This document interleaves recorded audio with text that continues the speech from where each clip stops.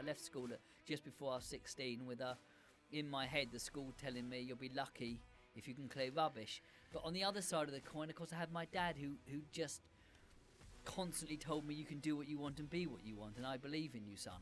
You know, a page of words frightens me, a blank page excites me.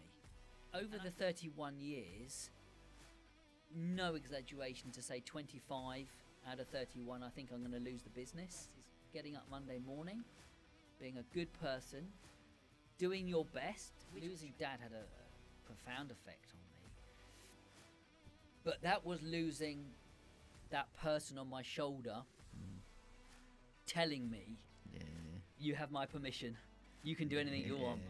I was stepping up to the challenge, but my body couldn't do it. So the longest swim, I managed to get 8 hours into the swim. And then my coach pulled me out and said, you're literally going to die. I mean, any athlete would tell you, you've got to have rest days. I couldn't do it on this because I'd committed to doing one Olympic triathlon every week for 52 weeks. We all have 24 hours in a day. If you want to do something, find a way of doing it. So I think my work-life balance is perfect. Mark Twain, best quote, Mark Twain quote. I'm an old man and I've suffered many problems, the majority of which never happened. Be the best that you can be, full stop. I think that's it. I think if it's not be the best you can be, and that means how you treat people and how you treat yourself.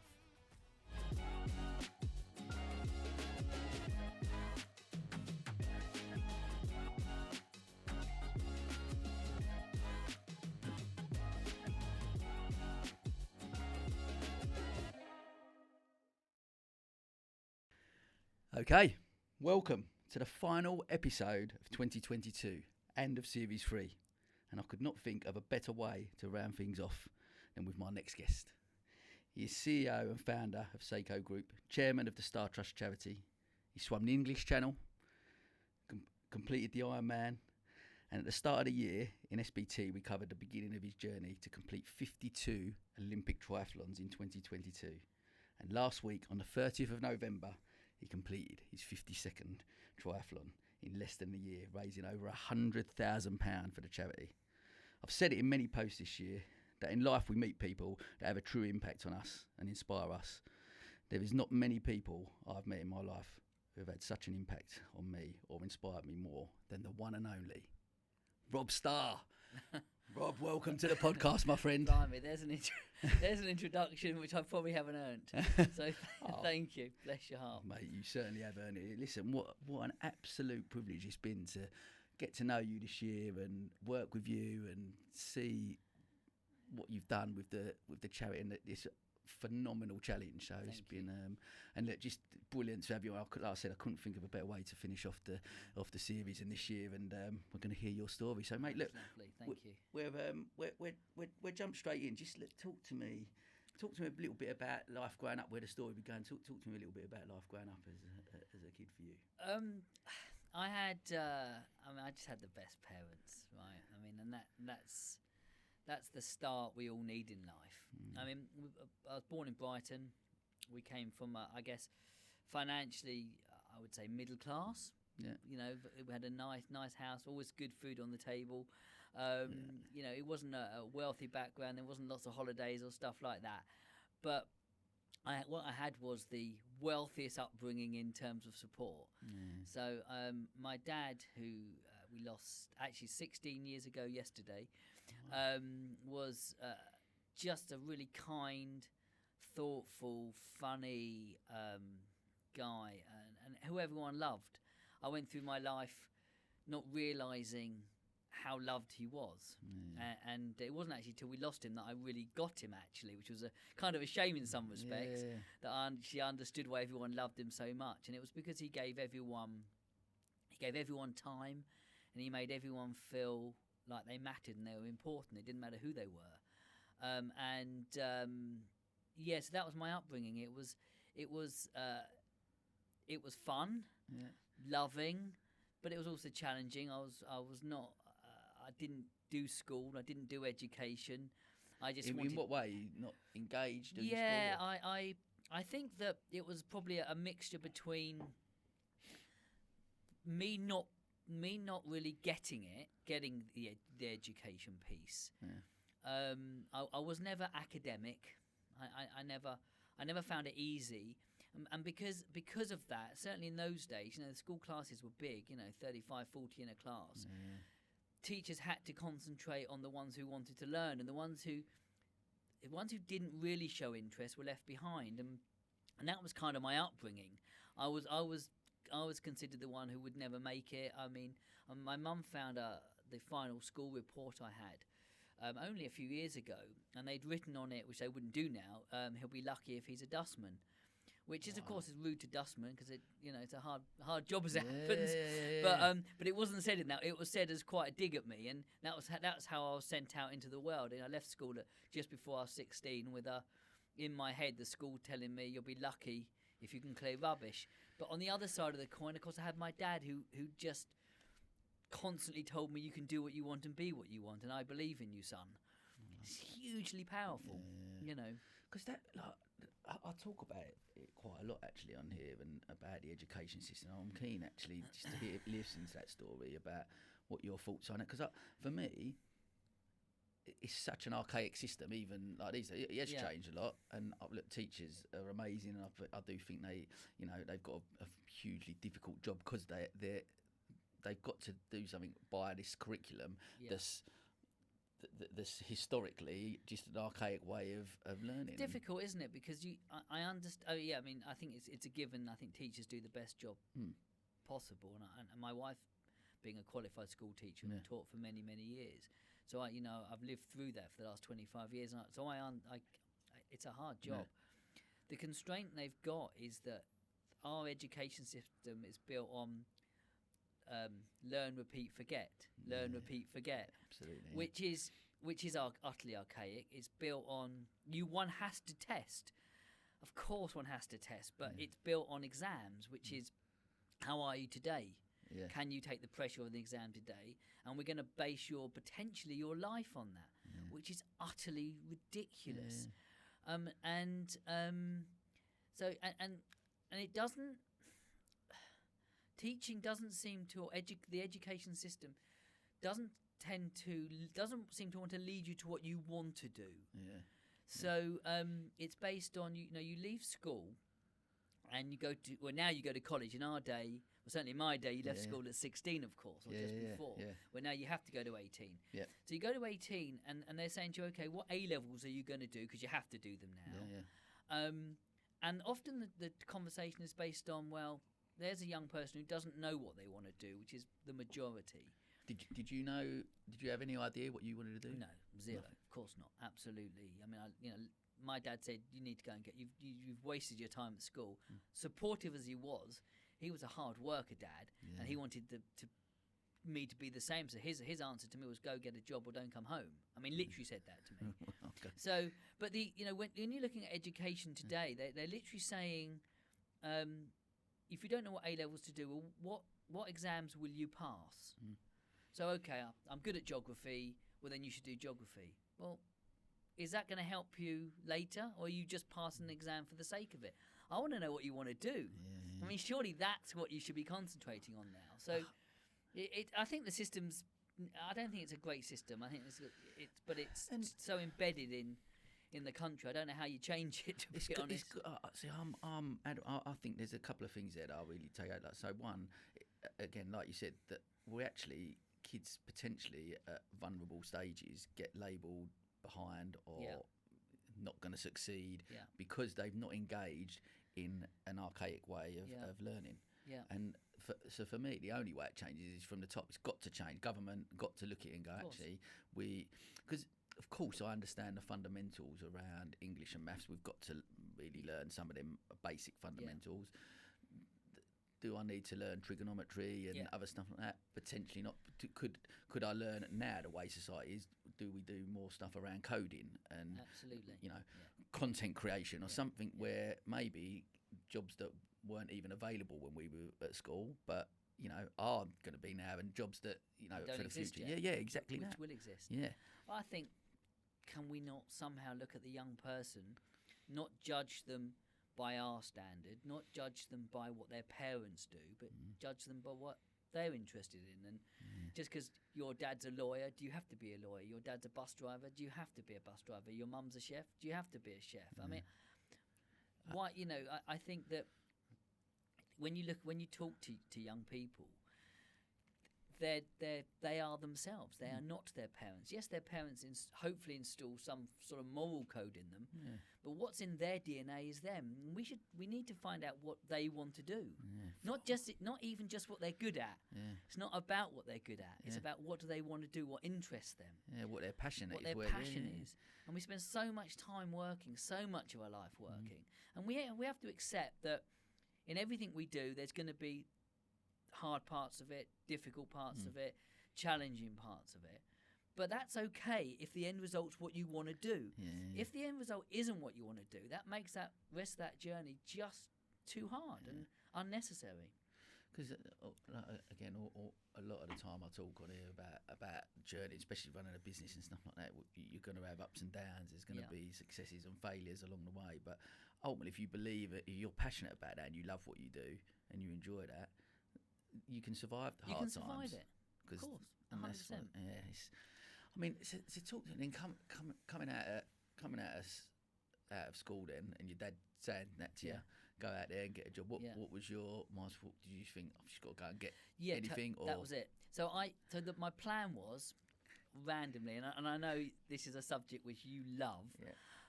I wanted to be a chef. Love that. So the only exam I turned up for at school was home economics, which in those days was a subject which was on the curriculum, and I think it should be today. Absolutely, I mean, learn to cook, right? If fundamental else, life skills. If nothing else. But so I really, really loved that. So that's the only exam I took and got. So I said to my dad I wanted to be a chef. So he got me down to Brighton Met College. As it was then, as it is now, and I took the entrance exam and I passed it. And Dad bought me the knives, the hat, the white outfit, and then the day I was meant to start, I got up and I said to Dad, I don't want to go. And I don't know what happened. I don't know what it was. I just decided I'm not going, which was I would be devastated if one of my kids did that to me. Sure. And Dad turned around to me at the time and said, I couldn't afford to buy what I bought you for this. I've supported you on this. You either go and give it your best shot, and you can do this, or go get a job. But you're not coming home with one of those things happening. So me being as stubborn as I am, I said, well, I'll go get a job, and that was it. And I just walked down from home. What was it? Do you think that what changed in your mind to not want to do that? Do you think then? Because that was obviously a passion of yours, and I know you still love cooking now. Yeah, I do a lot. Absolute honesty, no idea. I mean, I look back now, and I to say I wish I'd done it. It's my journey's gone on the way it's gone, and I wouldn't change anything in my life. But I don't. I wish there's part of me that wishes I'd gone down there, and what would have happened in my life if I'd have done that. I have no idea. I'm a really reactionary person. Whilst I love a list, I live my day on a list. I don't like plans. I don't want to know what's going to happen tomorrow. That kind of frightens me. Not knowing what happens tomorrow excites me. And I think it was maybe that. I think it was that I got up and I just saw a future mapped out. I will now go to college. I will study to be a chef. I will be a chef. And I think I think I woke up and the fear was the known, not the unknown. Wow, which is odd, isn't it? Yeah, but that's a great a creative mindset, a way of just because fear stops people from doing a lot of things, whereas the fear of the unknown is what stops people. A page of words frightens me. A blank page excites me, and I think that's just what it was. And I don't think I've ever changed. You know me well enough. You know I jump, and then as I'm falling, I'm looking at where I'm going to land. And I think that the knowing that there was a cushion there is what scares me. And I think that's what happened. So I had to take that decision. And maybe looking back, it was quite a brave decision, perhaps, that I didn't just take what could have been the easy option. And so you've gone out on that day, and you've gone, right, I'm going to go and get a Yeah. job. And where did you start? So What did you do? I literally walked from the house, and I walked along the London Road into Brighton. We lived up in West Dean, and I just walked down and walked along, and it was the first business that I came to with the lights were on. Literally, and I didn't know what they did. It turns out they were an insurance. That was the barometer of where you're going to go That get a was job. it. The lights The were lights were on. That was it. Love So that.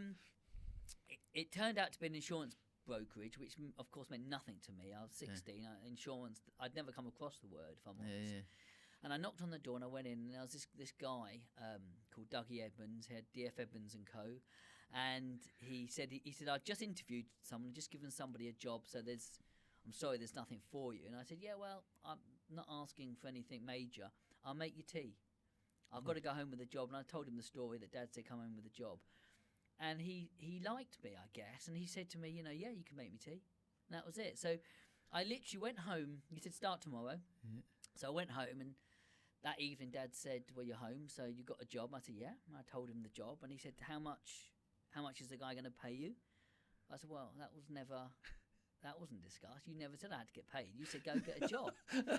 So I came. And your reaction was his reaction. And he said, all right, fair enough. Fair play. I went in the next day. I was standing outside before the lights were turned on. Yeah. I was standing outside when he turned the lights off. And I spent about probably a week, no more, maybe 10 days, making teas and coffees for him and his staff before he let go of the guy who he'd taken on, who had come to him. This goes back to what we were saying earlier, who came to him with a university degree and a lack of common sense. Yeah. And he gave me the job. Because in that week of making tea, in between everyone sipping their tea, I was hovering over every single shoulder. And I think I was lucky because I found a job or an occupation which made sense to me. I understood listening what they were doing there, and it didn't feel hard to me. It felt like, well, that's obvious. Why?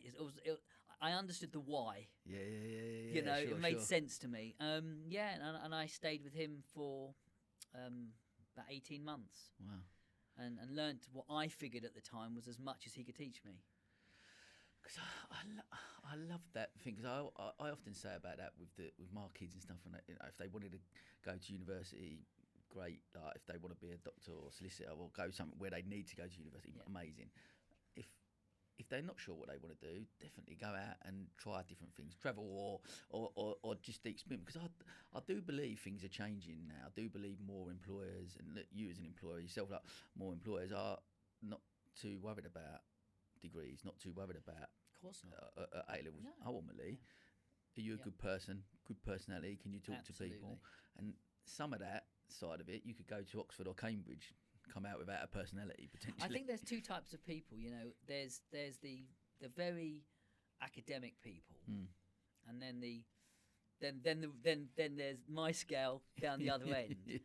And I think that the world needs both. I think from the very academic people, I think that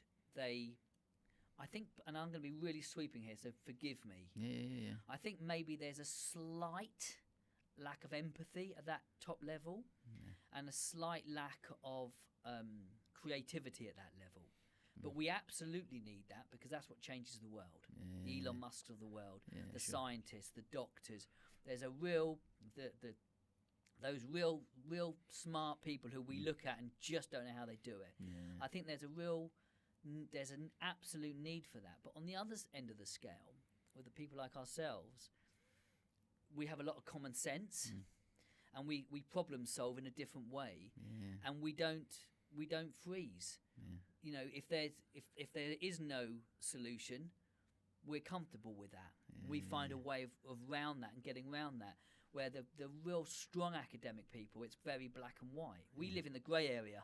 They live in the very black and white area. So I think you have to cater for all of that. I don't think you should send one off to the other end and the other to the other end. I think you got to. That's why I said you got to know the young person. I love that. So we see 18 months with this guy. what's next up? Because obviously, because you still started. Obviously, Seiko's been going for over 30 years now. So you obviously started it when I was 20. So you go from. Well, I went to him for 16. When I was 60 for sort of 18 months ish, something like that, and I learnt, in my mind, everything I could learn about that small piece of insurance, your personal stuff, motor, house, pet insurance, travel insurance, and all that. So then I decided I needed to learn the business side. He employed one guy who was doing business insurance. Everyone else was doing personal stuff, and I felt I learned it. I knew everything about the personal side. I mean, ridiculous, utterly ridiculous. But in my mind at that age, I'd learned everything he could teach me. I've got this. I got this. Why are you looking over my shoulder? I wanted to do the commercial now because this guy was doing commercial, and it seemed like much more exciting, big stuff. And he wouldn't move me into there because he had someone. So I found a commercial brokerage, and I went there, and I did the same for a year. And then, of course, I knew everything about commercial insurance, right? I mean, that's, you're so You're a naive. quick learner, mate. You're so naive, aren't you, as a child? I knew everything. And then there was someone in that business who was doing mortgages, investments and stuff. So they wouldn't move me across. So I then went over and I spent about 7 or 8 months with the company learning that. And at that point, I figured I knew it all. Why am I working for somebody? It made no sense to me. And what made no sense wasn't that I was working for someone, but it was more that I wanted to look right when everyone was looking left, just to see what there was. And the owners of the company would say, no, we're going left. And everyone would go, well, then we go left. And I'd be like, can't we have a look? Yeah. Maybe there's something right. And they'd be like, yeah, but there's a wall right. And I'm like, so we'll climb it. I mean, it made no sense to me. Yeah. And looking back now, running my own business, I understand now why a business owner goes their way. But back in those days, I was very frustrated. So the only thing I could do was work for myself. So what I did, I went back to that first employer and said to him, look, I'm going to set up on my own. And I'm obviously not going to be competition to you. You're far too smart and big for me to be difficult, to make life difficult for you. But what I can do is if you can let me run my own business from your basement, whatever I earn, I'll give you a percentage of. Yeah. I'll use your agencies, because you used to have agencies in those days with different insurance companies. If at the end of the year it hasn't worked, you keep all the business I've written, and I'll walk away, go and get a job. I'll work for you again. If at the end of the year it's worked, then we'll carry on and I'll pay you a bit more. And that was it. And wow. It was, but you know what? You say, wow, there was no pressure on me, was there? I still lived at home with my parents. Yeah. I was 20. I had no wife, no kids, no mortgage. It wasn't actually... The only hard bit was I had to go and do it on my own without any regular income. Yeah, but there was no pressure on me with it as such, But no, agreed about it. Maybe it's potentially the pressure side of it. I'm keen to hear what your dad thought about it when you spoke to him. But there's still that confidence at 20 years old to have the confidence to go into the employer and go and present him with an idea saying, I want to do it this way. Sure, this is an option. I don't know. You paint it as confidence. Maybe it was that. I don't know. I crazy self-belief that I could do anything, even though I'd never proven that to myself. I don't know. It was my dad in my ear, maybe. You asked what my dad thought of it. My dad turned around, unlike most dads, possibly even me, I don't know. I'd like to think I'd be like him. Instead of going, what are you doing? He went, well, what should we call your business? Really? I mean, that was it. And he came up with the name Seiko, which is the name of my company. When I was at school, not everyone knows this. Very few. Yeah. People think it stands for South East Insurance Company. Yeah. Nothing like that. My nickname at school was Starry Eyes. I had these big blue eyes. So my dad said, call it Starry Eyes Insurance Company. So we wrote it down. It was SEICO, and that's what it stands for. But that was Dad's line was that. And interestingly, about a couple of years after I'd been self-employed, or a year and a half maybe, Dad's business partner, Dad was always worked for himself. He had a business partner who ran off with, Dad went on holiday, came back and it was all gone. The business partner would run off with everything. And my dad, rather than sitting down and crying, or what do I do now, he looked at me and said to me, teach me your business. I'll come and work for you for a bit. How many men would say to their sons, I'll work for you? And be be brave enough, and Dad had a mortgage. I lived there. Be brave enough and be trusting enough of your child. That's the sort of trust Dad had in me. It was astonishing. And that's why I think if I'm confident, it's because he made me confident.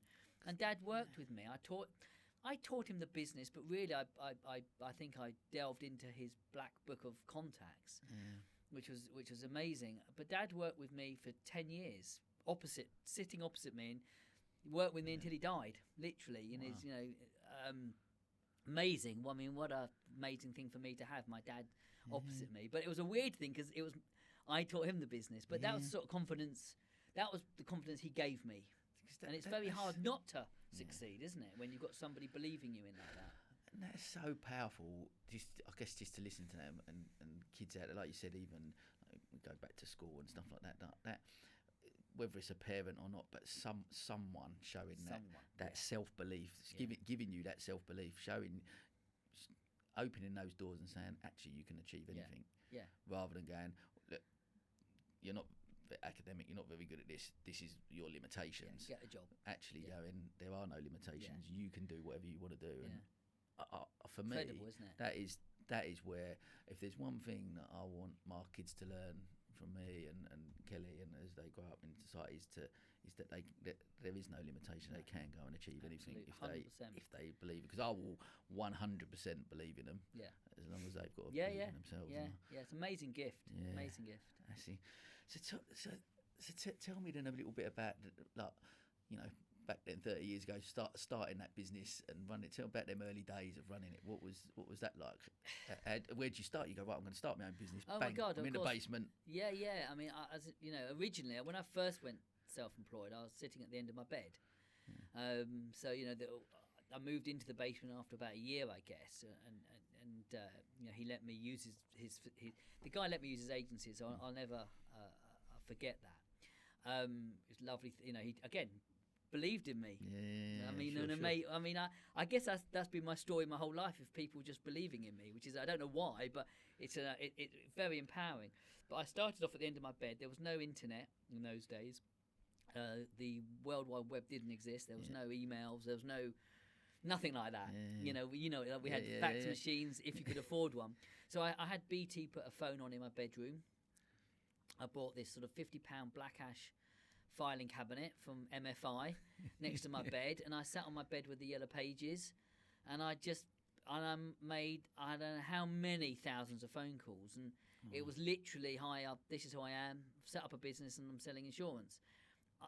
I pretended that I was working for a big company. I mean, Seiko as a name, it sounds like it's a big company. It doesn't sound like Starry Eyes Insurance. It sounds like a big company. So I would pretend I was just one other person in this huge company. It was all a bit of theatre. And then eventually I might make 100 phone calls, and eventually somebody would say, yes, my insurance is coming up for renewal, come and meet me. I'd then go along and pretend I wasn't the guy on the call. Yeah, I've been given your number by our salespeople, and I'd go along. I'd take the information. I'd then say, yeah, I'll take it back to the office to quote, but then I could be back at my bedroom and phoning around to try and get insurance companies to support me. And then, the whole thing was theatre. Yeah, mate. I love that. And then when I got my first client, that was the beginning of it all, because my first client I knew would give me 2 clients. Because I knew I'd do a good enough job and look after them enough that they would recommend me. And I wasn't scared of saying that. Could you recommend me to someone if you think I've done a good job? Recommend me. And that's the best business, isn't it? 100%. And that, but again, that's back to that belief, knowing that you're going to deliver on something. This is what I'm proposing I'm going to do for you, and I'm going to deliver and give you a great service. And you believe in that 100%. And then the confidence to be able to go. And because I'm going to do such a great job, I'd really love it if you could recommend me. And because it was just normal. It just felt normal to me. I went there with the expectation I'll do the right job, I'll do a transparent job, I'll do an honest job, and I'll work hard for you. And I did do that. And it took me probably, I took that basement office which used to flood constantly. Then Dad joined me. We'd be standing in our wet shoes often. I mean, seriously, I'm not joking. It's quite funny when I think back. it got to the point after a few years, not many actually, a few years, where Seiko was bigger than the brokerage who I was working under. Wow. And I had to make the decision. I was paying him so much, and most of his agencies were my business. So I had to take a decision. What do I do? So I took a very difficult step. I went and saw what was my largest customer, who I knew was very wealthy and invested in business, and I confessed to him that actually we're a very small company. There's just me and my dad, and you might have thought there was a lot of us, but there isn't. But I think with your help I could get there, and I convinced him to invest in Seiko. And I'm going back now, blimey, I mean, how many years is that? 25 plus years. Wow. And he put £100,000 into the company, which at the time was it's a fortune, right? Yeah, I mean, a fortune. Of course, yeah. And I messed it up big style.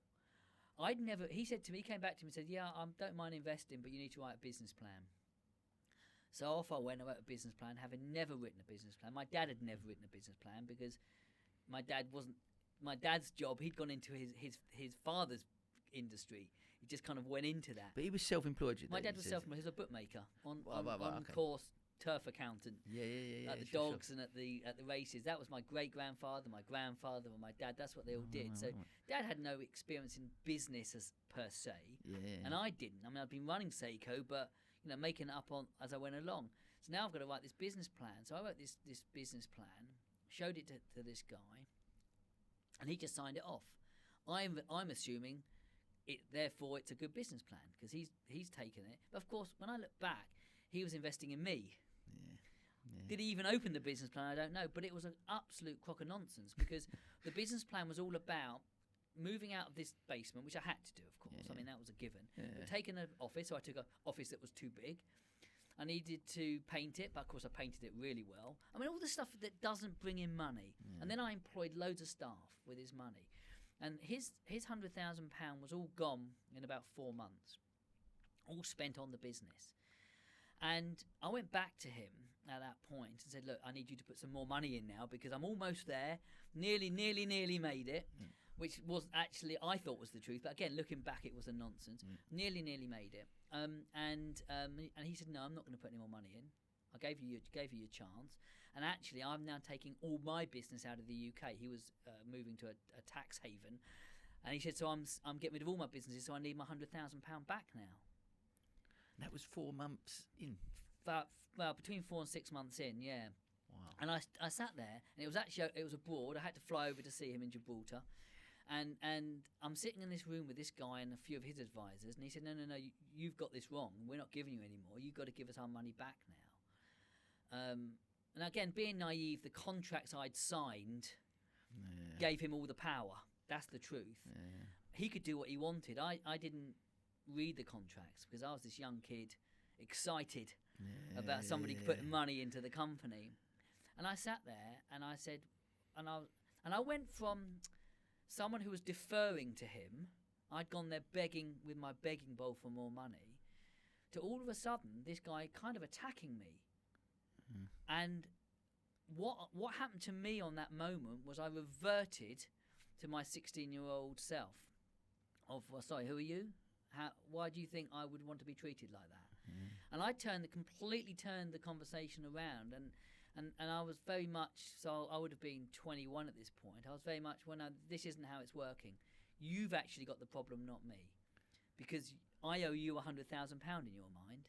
So you're about to lose £100,000 because I haven't got it to give to you. So you've got a choice now. What you do is, don't give me any more money, that's fine. I will pay you back the £100,000 when I pay you back the £100,000. It may take me 50 years, but I'll pay you it back and I'll pay you interest. What you do is, you keep all your business with me and you refer as many clients as you can to me. Because if you want your £100,000 back, you better feed me. Give me all the business you've got. Anyone who needs insurance, you send them my way, and I will give you back every penny. If you don't, I'm going to close the business today, and you've lost it all. There's your decision. And I left, and I got on a plane flying home. I've got to say, I remember holding my head in my hands, like that, going, what am I going to do? Because I've got staff I've got to pay now, and I've got no money, no bank overdraft, no cash. I had to, when I landed, I had to lay staff off. I went back to I kept Dad, me, Dad, and a couple of others. Scaled down the office. You cut your cloth, right, accordingly. Rented out the basement of my office. And he left me alone, and he referred me business. And it took me about 5 or 6 years. I paid him back £100,000 and 10% a year on top. Wow. Never missed a payment. I often didn't get paid over that period, but I'd said, I'm paying you back, I'll pay you back. And that was a huge lesson for me. That was a huge, huge lesson for me. But 31 years in, I'm still learning lessons every day. But there's some bits there. Like, one, I guess, at 21, having the balls to sit in that environment. I guess it's that situation. It's fight or flight, isn't it? You're back against all but 21s who have sitting around there with other people, advisors, and someone probably you looked up to that type of money. I was in awe of him originally.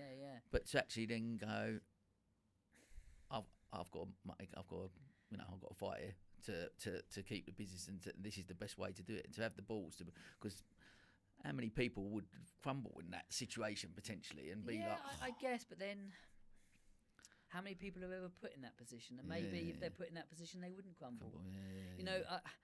It's difficult. You only do what you do at the time. You do what you do at the time. It's very easy for me to look back and go, "Oh wow, how strong I was, or how brave I was, or all of that." Maybe I was just living. I was just getting through the day, and that was how I survived. Yeah. And I think maybe 98% of the world would. I don't know, but it's not as remarkable as it sounds. It's just you just gotta, I face what's in front of me. And I guess that's what a lot of people listen, and same with me, different parts of my journey and the business, and you're in that situation where you are looking around and you're robbing Peter to pay Paul. And you haven't juggling got that. constantly. But and that's part of being a business person and entrepreneur, whatever that looks like. But it's difficult, and sometimes you tell me, from a mindset point of view, was there ever those points where you just think, I'm just gonna need to chuck this in? I can't do this. Not once ever. Really. I think that. I mean, the over the 31 years, no exaggeration to say 25 out of 31, I think I'm going to lose the business. Recently in the pandemic, who didn't look at their business and go, "Oh my God, what am I going to do?" You get an account, you win an account, it's a big account. You grow your company on the back of that account. You lose that account for whatever reason. It's not very rarely something you've done. Actually, it's market forces. It's changes of people who run in that company for whatever reason. And there may be sometimes it is your fault. Who knows? But all of a sudden you've lost that. But your business is now based on that income. So what do? Let people go again? Scale down again? There's so many times when I could have lost the business, and I think this is just me. I'm best when I'm in a corner. When I'm backed into a corner, I get creative and I go to work. Like when that guy did that to me. And it's happened many times to me when I've thought I've gone from comfortable and maybe being a bit lazy because of it, to under immense pressure which would crack a diamond, and you don't know what to do, and you go, well, I either fall, give up, or I get creative. Creative is just the default. What do I do now? Okay. And I get very much, and it's weird, and I don't ever want problems, and I don't go looking for them, but that's when I get excited. It's really weird. That's when I kind of go, oh no, what am I going to do? And I'll hold my head and I'll cry because I'm human, but I don't cry for long. It might be minutes, not days. And at the end of it, I'm like, okay, I've got a job to do. What do I do? And I kind of get a bit excited at that point. Roll your sleeves up. Roll my sleeves up and get into it, I tell you what I find fascinating about it, and correct me if I'm wrong, one thing I've learned from doing the podcast so much is about enjoying the journey, not enjoying the process, being involved in it, and trying to enjoy each day, and even those tough times when it's tough, still trying to enjoy the journey, not going, there's that destination there. When I get to that point and I've earned $1 million, or I've done this amount in the business, or I've got it to that stage, that's when I'm going to be okay. That's when things are going to be okay. And then happiness or fulfillment or whatever that looks like comes then. But trying to enjoy that journey, and listening to you talk, as tough as all those times have been over the periods, you enjoy that journey? It's really interesting, isn't it? So having just finished a big 12-month challenge, I find myself back where I started again. It's all about, it's so corny, isn't it? And we hear this too much, but it's all about the journey. I mean, it's all about it's never about the destination. Like I say, I enjoy being under pressure. I can handle a lot of pressure, so I enjoy that. That's when I'm creative. I love a blank page. As I said, I love jumping off the cliff and wondering what I'm going to land on. That's what gets me up. That's what excites me. Do I love the times when you crash and there's nothing to land on but hard rock? No. Who likes that? Do I like failing? If that's a thing, I don't necessarily think failing exists, but not achieving what I plan to achieve, no. I get to the end of whatever it is. I mean, I'm not at the end of my business life. I certainly hope not. But my challenges, as an example, when I did the channel, when I've done this challenge, whatever it might be. And it's interesting. I always get to the end of it, and Sharon, my most supportive person in my life, my wife, I mean, she gets me. I think probably one of only two people in the world who get me. She said to me when I finished this challenge, obviously I'm there, whatever you need, but I'm going to try and avoid you for a few weeks because you're going to be an absolute nightmare.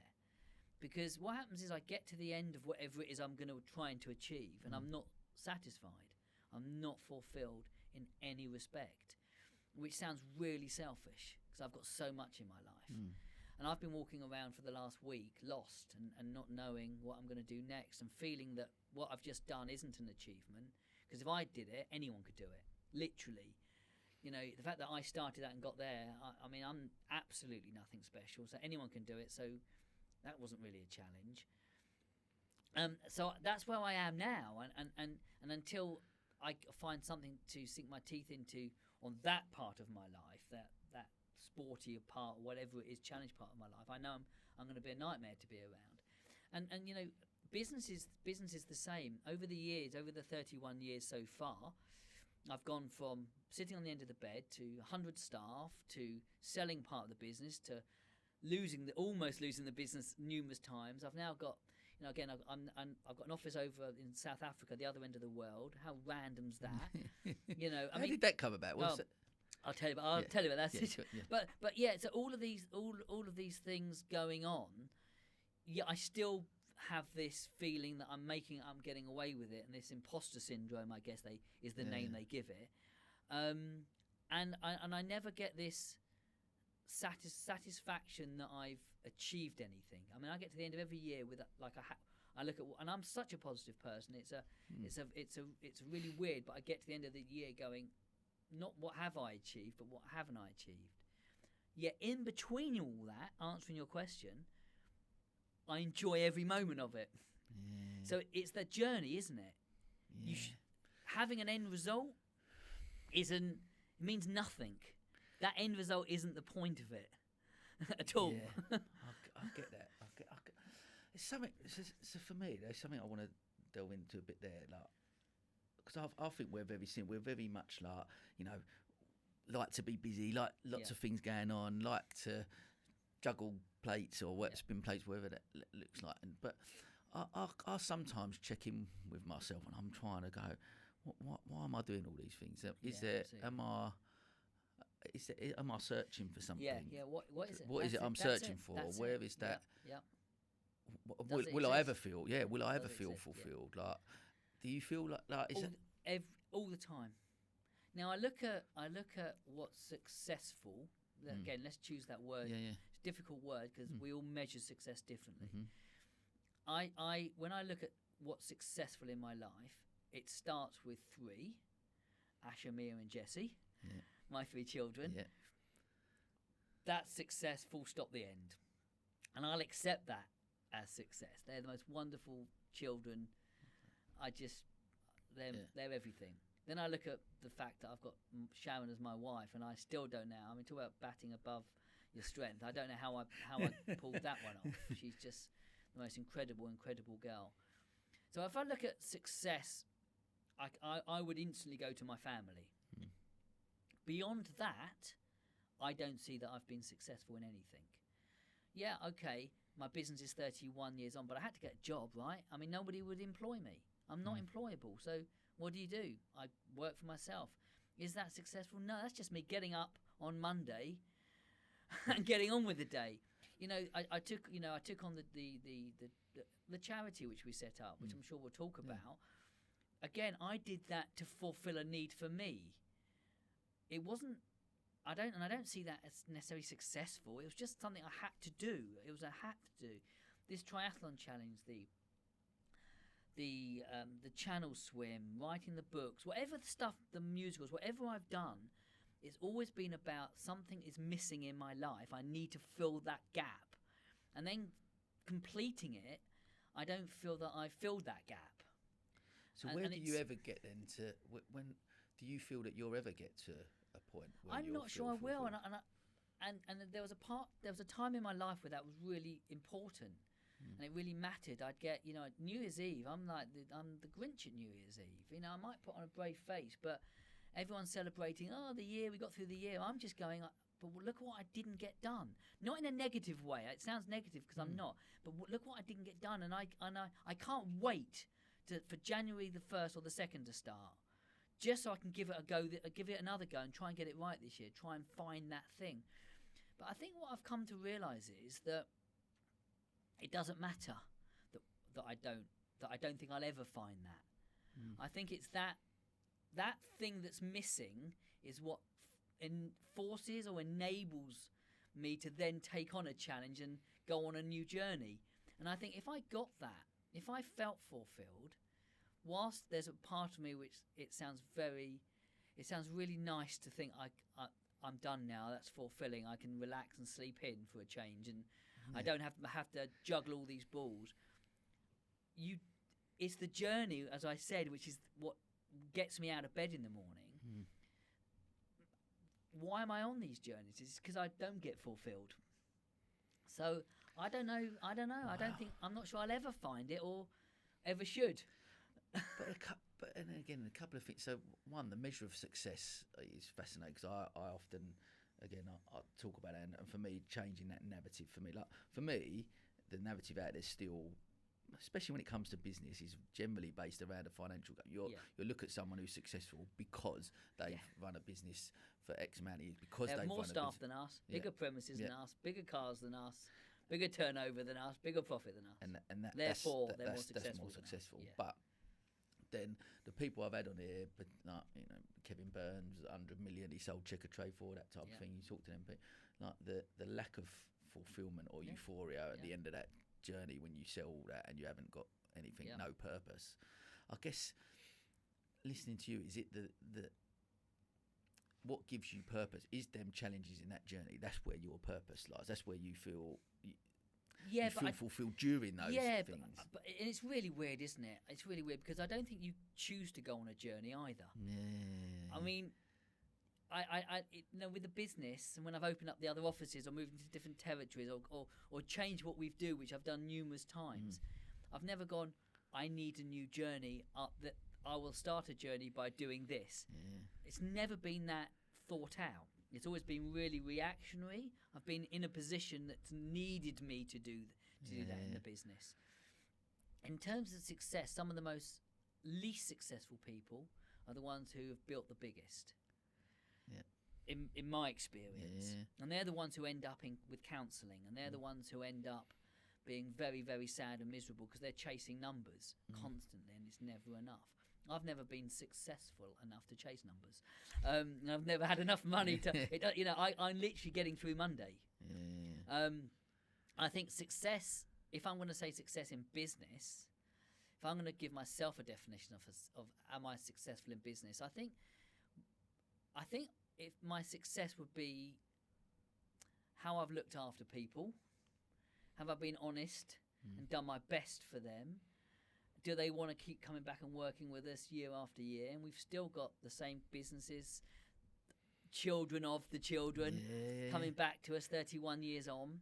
I think the fact that I've lasted 30 plus years, that's success. I don't think, look, if I lined up 30 years of accounts, I'd go successful year, unsuccessful year. I'd say every year successful just because I'm still there.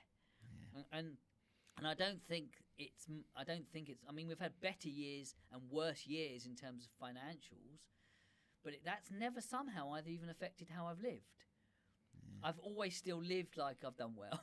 You know, we've always enjoyed ourselves, and sometimes we've enjoyed ourselves in a big car, and sometimes we've just enjoyed ourselves with no car. Sometimes we've been in a big house, sometimes we've been in no house. But what's not changed is the enjoyment level. We've laughed. Sharon and I have laughed throughout that. My dad used to say to me, it was his thing. You know, when you look at somebody and you'd go, wow.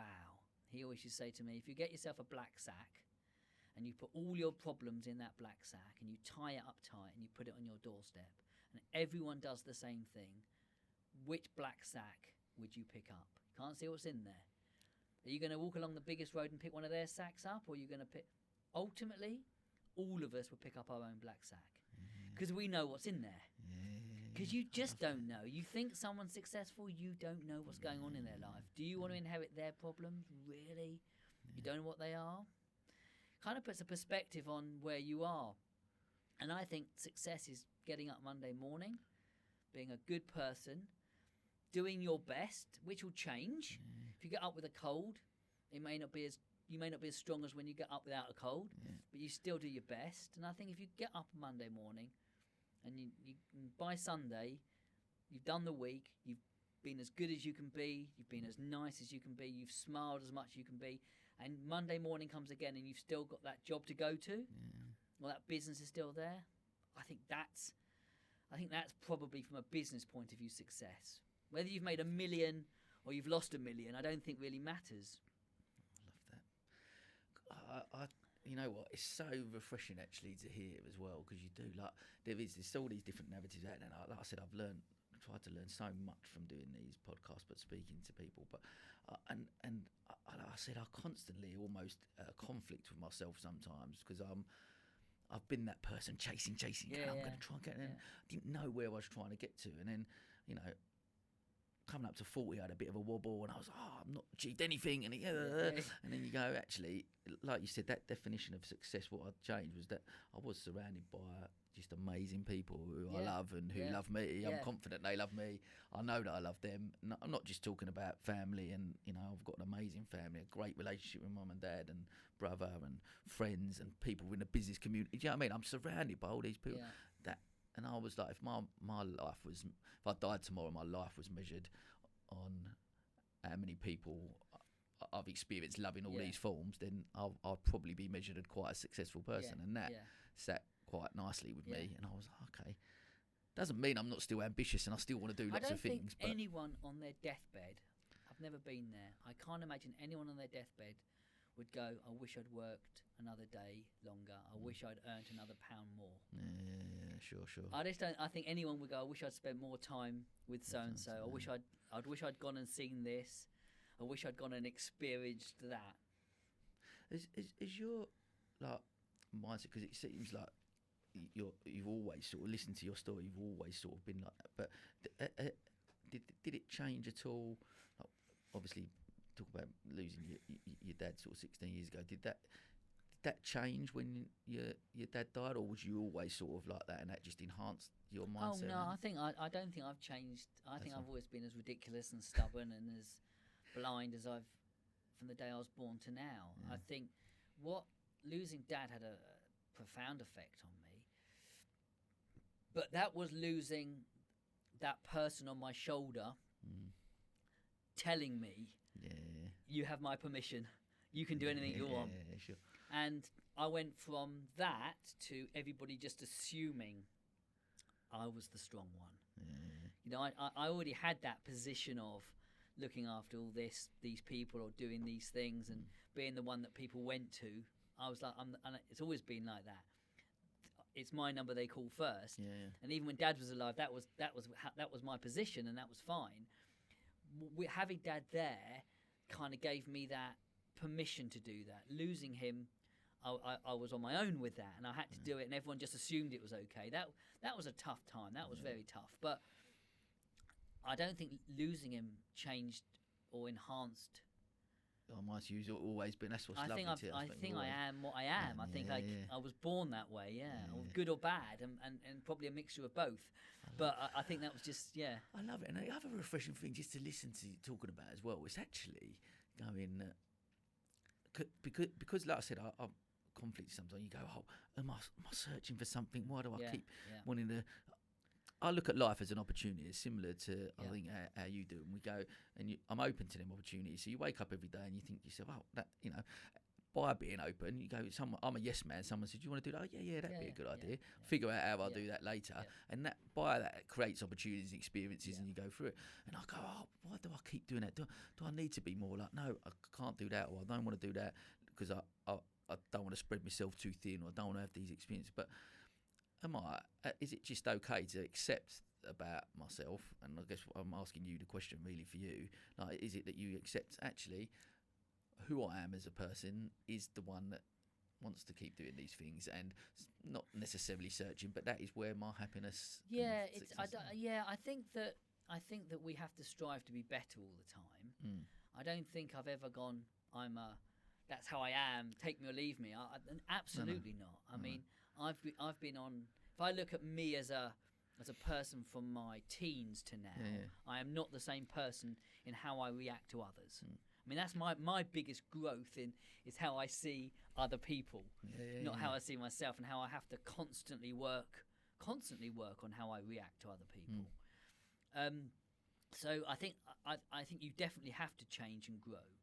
But that part of you, that just accepting that I haven't found and probably never will find what I need, I think it's important. I think it's important because we can't. I think that's a fundamental part of our strain of our DNA. Sure. But maybe actually, what you and I both have is our thing. Maybe we have found our thing, and our thing is that we need to experience more things. Maybe that's our thing. It isn't a. It's I need to build that, or I need to write that, or I need to cross that line. Maybe that's somebody else's thing. Maybe our thing is that it's not about coming first. It's not about crossing the finish line first, which probably you and I never will do. We've swum together. Neither of us are ever going to cross that finish line first, are we? No. But we're always going to finish it. Maybe that's our journey. Maybe that is it. So maybe we have found it. And it's that. I love that. Well, okay. I don't know. No, it's fascinating. Fascinating. So, look, I know you. After about 20 odd years, you mentioned about just really because you said there about selling part of the business as well. What led you to that point? That was great. So I've always been. That was a great moment. Great phone call. It was all a phone call. Yeah. I've always been one who never shied away from a fight. Yeah. Figuratively or physically or anything. Yeah. Never gone looking for one. Never wanted one. Yeah. But I've always been the sort of person where if I think somebody is looking for me, I'll go out and I'll knock on their door and go, here I am. Let's deal with this now. I don't want confrontation, but I think confrontation's a good thing if done correctly. And I think you should always. I teach my children, don't hide away. You can never run away from anything. It's always going to follow you wherever you go. Yeah. So in business, I'm always happy to take on a fight, right? Yeah. So, I've got a big bit of business. Another broker is quoting against it. I say, crack on. Good for you. Yeah. I'll do my best. You do your best. I'm going to win this, by the way. And that's my attitude, and that's how it is. And that's how you build a business, isn't it? Yeah, sure. Equally, however, you've got to be sensible and know when you're beaten. So I'd built up the insurance business, over sort of 20 odd years at this point. And over the years, over the sort of 5-6 years previously to selling that part of the business, you all of a sudden you had all your aggregators on the TV. Go Compare, Compare the Market, Money Supermarket, Confused, all these companies. Every bank is selling insurances. I mean, you could walk down the high street, buy a sausage roll, buy a newspaper, buy an insurance policy. I mean, literally. So our margins were dropping significantly. We were going from an average of 17% on a car insurance policy to 4%, 22% on a household policy to 5%. But my expenses weren't going down. So we were having to do 6 times the business to stand still. And I got this phone call from this guy out the blue, and he ran a top 50 brokerage in the country, which is, when there were thousands, top 50 is big. And he phoned me up and he said, we're based mostly in Kent and the other side of the south. We're not nowhere near Brighton area. I want to open up an office in Brighton. I think it's a growing market.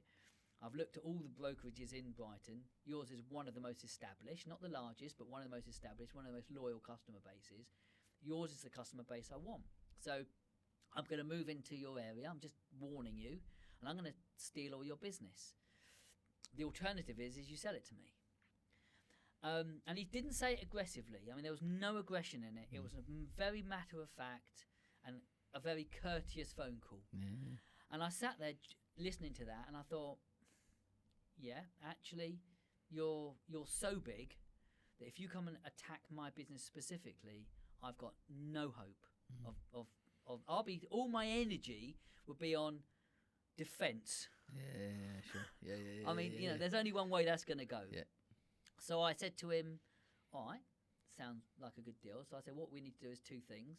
You need to give me a number that's going to excite me enough. And you need to do it all on one A4. If you give me a contract, I will not sign it, because I'm not smart enough to read all the big words you're going to put in. So you give me a 1-page contract that explains exactly what you want, with a number that's, I understand it has to be realistic, but it's going to excite me enough and gives me an opportunity of doing something. For instance, my mum, when my dad died, my mum didn't have a house. I had to buy my mum a house, and there was a mortgage on it. I wanted to pay that off. And there was stuff I needed to do if I didn't have a business bringing in income, and I had to have enough money left over to start a business as such. Although he didn't offer to buy my business, it was that book of business. So I knew I'd have all my permissions and stuff to still work, but it couldn't be in insurance. I had to look at something else in that industry. So he said, fine. He said, let's meet up. So I drove up to Kent and we met for coffee, and we got on well. We chatted, and I thought, nice guy. Not how I would necessarily do things, but what do I know? He's bigger than me. He's got to be smarter than me. And we sat down during that coffee, and we wrote down both our bullet points. I then typed it all up, sent it to him. My lawyer and my accountant said, do not do this. You can't do this on a single bit of paper. His lawyer said the same. We signed the paper. He gave me the money. Part of it was I had to join his board for a year. It was a bit longer than that, to integrate the businesses, and he was also growing his business. I knew with a view to selling it. It wasn't common knowledge, but it was quite obvious what he was doing. And I lasted with him. He gave me a decent income to just go to a board meeting every month, and I made 3 board meetings at the end before I said, I can't do this. You're sucking the life out of me, because I was sitting on a board. Ridiculous. I mean, it's ridiculous listening to somebody running his business and getting so frustrated because I could see all the things he was doing wrong, and I had to put them right, and he wouldn't listen to me. So I didn't last the year, but yeah, that's what happened. And I then, so it was a very simple decision actually, not to fight, because again, like I say, I take on the fights I know I'm going to win, but you know the ones you're not going to, and that was it. So I then turned Seiko from an insurance business into a mortgage business, because my permissions allowed it. And I'd done mortgages in the past, so I just thought I'll set up some agencies with the lenders, and I'll do that. I mean, that was 10 years ago, so we've got offices in Brighton and London, and I've got a couple of dozen brokers now, and admin. It's a proper business. And we've now gone back into the insurance world, but overseas. But it wasn't a hard decision. It was a sensible decision. I think. I think, like you say, with anything in life, in business, trying to box a bit clever, whatever that looks like, and if it is sometimes knowing actually that's the best path for me. But was there that sense of like getting a financial amount like that to I can look after that, I can pay that off and then start again? Was that a moment where you sort of a relief or no, absolute opposite? You know, really? what happened was, so I took the money and I paid off the mortgages and put some away for kids' education and stuff, and all of a sudden the money was gone. But because that's how I am. Money doesn't last with me ever. I mean, I'm literally like water with money. It flows, which I think actually it should do. Yeah, and I think can't take it with us. Can't take it with us. It should come in and go out. You shouldn't keep it. What's the point of it? But I'm not good keeping money. It does flow out. Yeah. But I found I suffered a form of loss when I sold that part of the business, because we went from over 90 plus staff down to sort of 3 of us in the mortgage business. And I found this. I had this sense of loss, like mourning. Like, what's my life about? What's the point of it? Much as we keep saying, and all this stress I had went away, which was a wonderful thing, because that too many staff, I didn't want that anyway. Big business, all those staff, I didn't want it.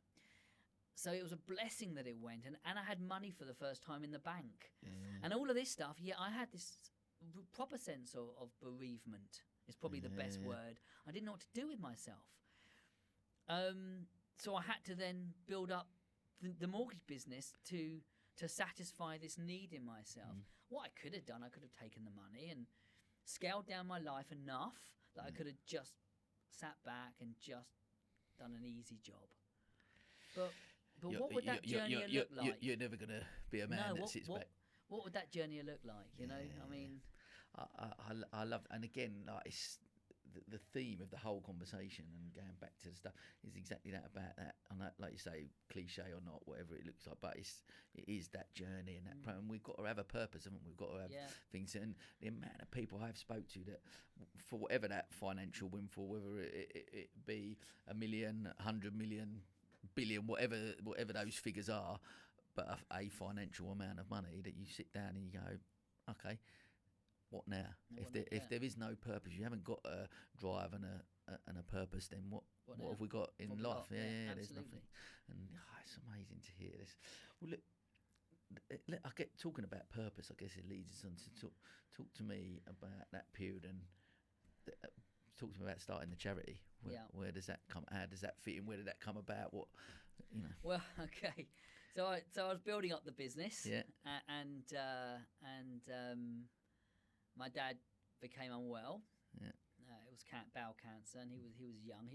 So at the time he got it originally, I think he was like 56 or 57.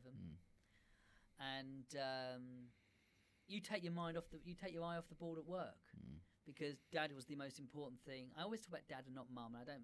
Mum's still with us, and I love her as much as I do him. I'm focusing on him because he was that part of my journey. I don't want to, because she's so amazing as well. And I could do a whole podcast just of my mum, if I'm honest. But I took my eye off the ball. I couldn't understand. I couldn't believe Dad was going to die. I mean, there was that was never going to happen ever.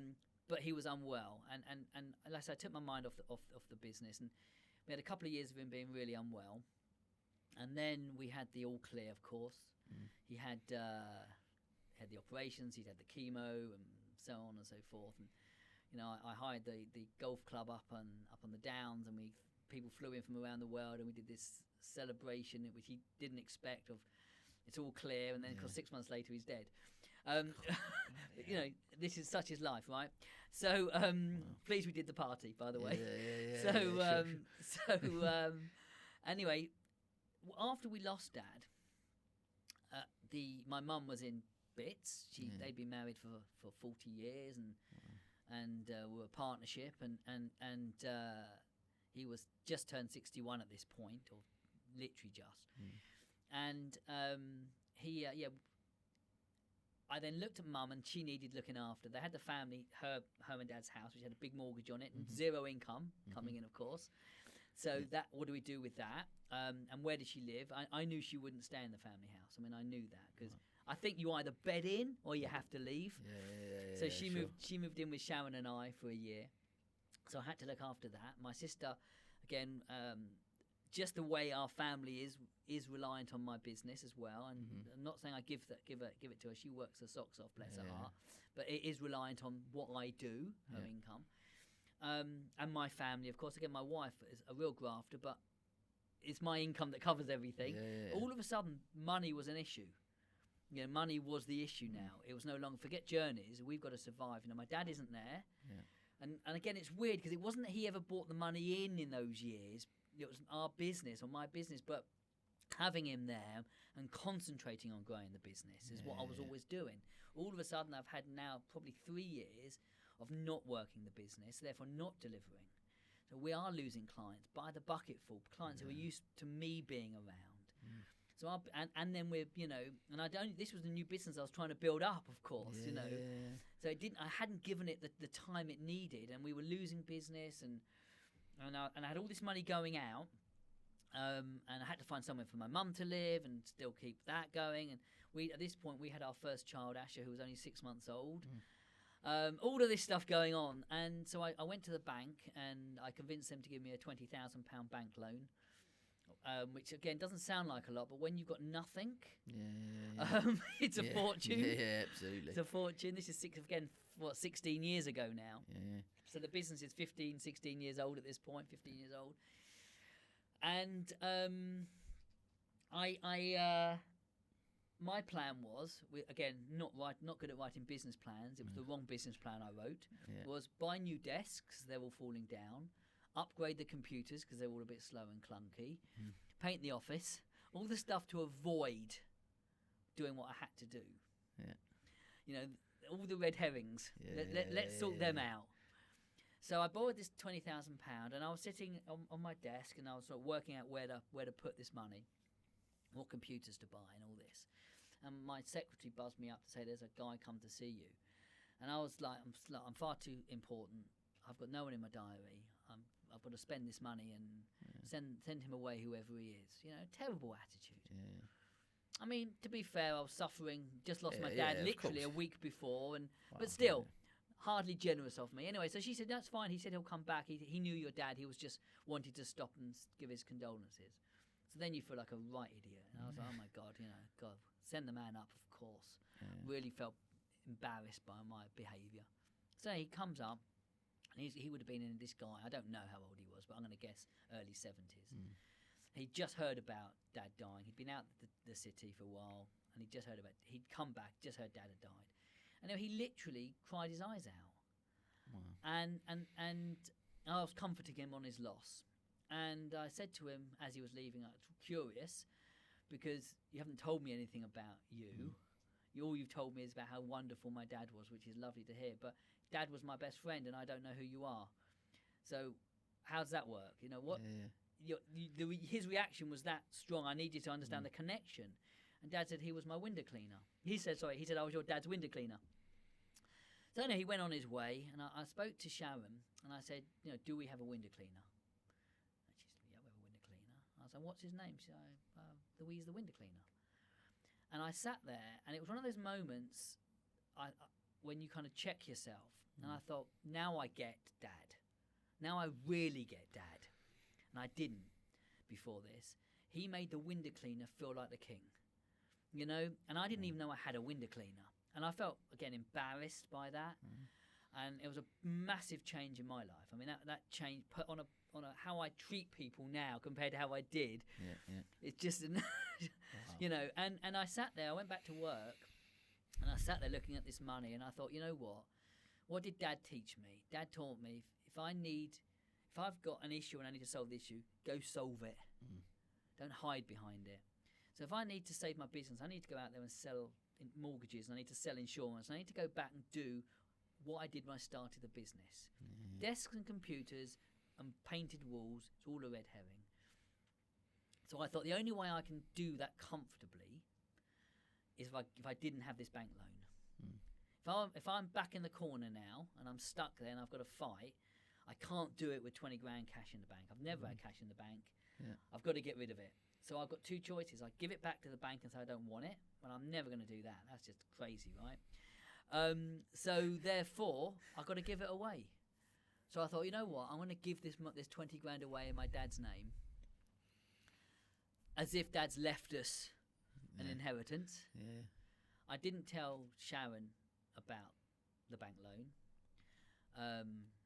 or my sister or my brother-in-law, because I had them over for my brother-in-law and sister over for dinner, and I sat down and I said, well, I've got this £20,000 from Dad. Because if I told them, they all would have gone, that's ridiculous. You're not giving away a bank loan. You've got to pay it back, and which I would have to do, and I definitely wasn't going to tell the bank.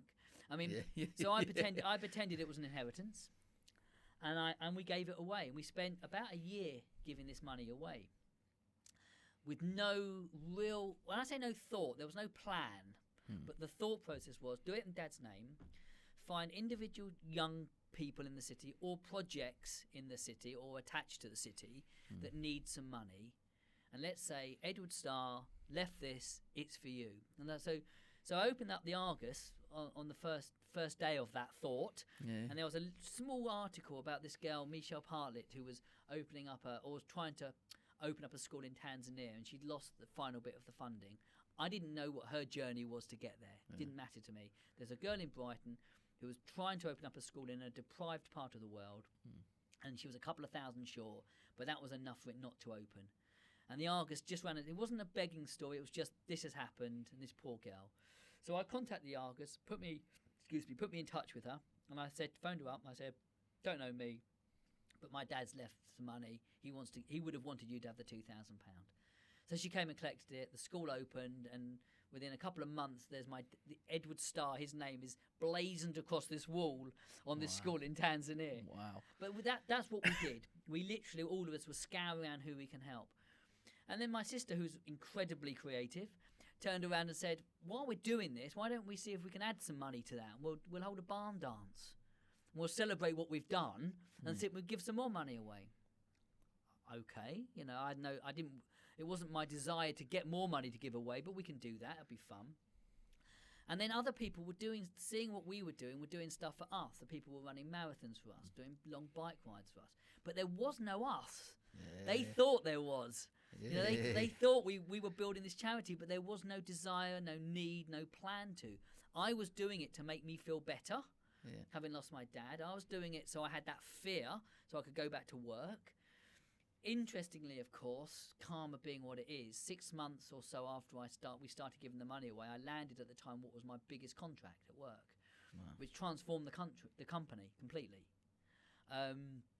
And all of a sudden, I could do the desks and the computers and take on the new staff, and we had a future ahead of us. I said karma's a wonderful thing, isn't it? Yeah. And so I said to my sister, well, look, you're not working, you could do with an income. And Tracy's friend, Rosie, said, I wouldn't mind helping out. So I said, well, as Seiko, we've got some money coming in now. Again, rather than building up a pot of money, for me, the obvious thing was to give it away. Crazy, isn't it? That's just my thought process. It's very weird. So I said, well, I'll pay you a salary. Let's set up a charity. Let's do some events. Let's see what happens. And so there was no business plan, no desire. It was just a back of a fare packet. It was just circumstances. Dad got ill. Dad died. The business going under. Borrowed the money. The window cleaner turning up. It was all just a set of circumstances that led us to where we are. And we just started giving the money away.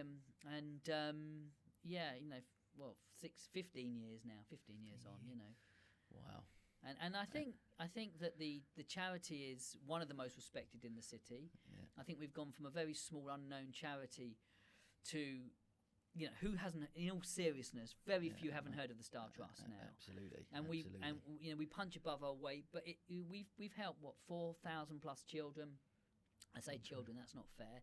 Young people up to the age of 25, 4,000 odd in many locally, but also in numerous countries around the world. And we've just helped them. We've given them what Dad gave me, what we said right at the beginning of this chat. We've given them somebody who goes, you are worth it, we do care, and you can do whatever you want. And it doesn't matter where that leads them in terms of their journey. What it does is it gets them on their own journey. And sometimes we've had Olympians come out of this. We've had educators come out of this. We've had young people who have just now become functioning human beings again. And that's really exciting, isn't it? Yeah. You know, and that's just that. You know, the money's important. We give them an award, a grant. We give them some money to enable them to go to school, to be an apprentice, to go on a sports journey, to whatever it might be. But actually, what's really important, that's an enabler to start them off. What's really important is that they know we care, and that they know there's someone out there who really, really cares and has absolute belief in them. And that's the power, isn't it? Yeah. And that's so all we've done with the charity is we've just carried on my dad's message. That's all we've actually done. What an amazing legacy for that, and without, like you said, without not really knowing, just coming up with it and just going, let's just see what we do. It's funny, yeah. You know, I've spoken to her, and this is not me beating people up, so forgive me if this comes across badly. What I'm going to say, I don't mean it to, but I've spoken to lots and lots of people over the years since we've had the charity who've said. And I've said, you know, would you like to support us? That's part of what we have to do is get support. Yeah. And I've said to them, and we have loads of support, and it's really wonderful. But so many people have said, oh, yeah, well, we'll support you. I'm going to see what our profits are at the end of the year, see where we stand at the end of the year. And I say to them, just so you're aware, when we started this, we started with debt. Yeah. When's a good time to do something? If you believe in what we're doing, do it now. And that might be supporting us financially. That might be doing an event for us. That might be taking an interest. That might be introducing us to people. Doesn't matter what form it takes. But if you're going to wait until the time is right, then we should end the conversation. Because I guarantee you, the time is never right. It's never right to do it. The only time to do it is when it's in your head. Do it now. Whatever it is in life, do it now. Get up. Walk down the street to find a job. Doesn't matter. Yeah. Set up a podcast because you want to do it now. Yeah. When's the right time for anything? And that's the only thing I find frustrating with having the charity is how many people have said when the time's right. And I'm like, it's never right. But that's such a powerful message. Like you said, in life, in business, anything. There's never going to be a right time to start a business. There's never going to be a right time to start a charity. Do you start a business when the market's a bullish market? No, because everyone's in it. Yeah. Do you start a business in a soft market? No, because who'd open up a business in a bad market? I mean, there's no time to do it, is there? Exactly that. You just do it. Just do it. I love. Yeah, and look, I've again been fortunate enough, I guess, to see what the Starr Trust has done and been to some events and seen the impact it has on those young people. And it is truly phenomenal. And it is. It really is. And to help that amount of people and raise the amount of money that you've done is mind blowing, to be honest. Yeah, I mean it's exciting. I mean, because the company survived, I was able to pick up the costs. But again, going back to this just belief that it's all going to be okay, I guess. You know, over the years, over the 15 years, there's been many times over the 15 years, way too many times, where I haven't been able to pay my bills. Yeah. I've always paid all my staff. Yeah. I've always paid all my creditors. Yeah. And everyone who I owe money to always get paid. Yeah. I haven't taken salary because the money isn't there in the business and I don't know what I'm going to do because all of a sudden I've lost this or this has happened. Yeah. But I've kept the Starr Trust going the whole time because it just felt like it was important to do. And so Seiko's covers all the running costs of the charity, and it always has, and all the time I'm running it always will. So it does mean that whatever money we raise, we give out 100%, and that's really exciting as well. Because I know not every charity is able to do that. Yeah. I mean, I know we talk about charities not giving out enough of what they raise. I think fundamentally every charity would like to give out 100%, but it's not possible. You know, a charity is a business. We're lucky that I've met, or lucky, or I don't know what the word is, but I've been able to maintain that even when I shouldn't have done. I've been able to maintain that. But it doesn't mean that we're in a position where we can do that, and it does. Yeah, it changes lives. It's very exciting. But do you just there like that those times when you're looking and going, I can't actually pay myself. Yeah.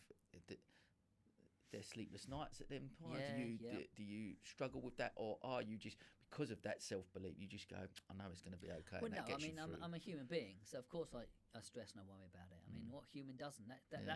That's in all of our DNA, isn't it? Yeah, It's how absolutely. long you worry for is probably the key. I think that certainly well, from childhood probably up until having my own, not babies. So I was the same as this when I had Asher.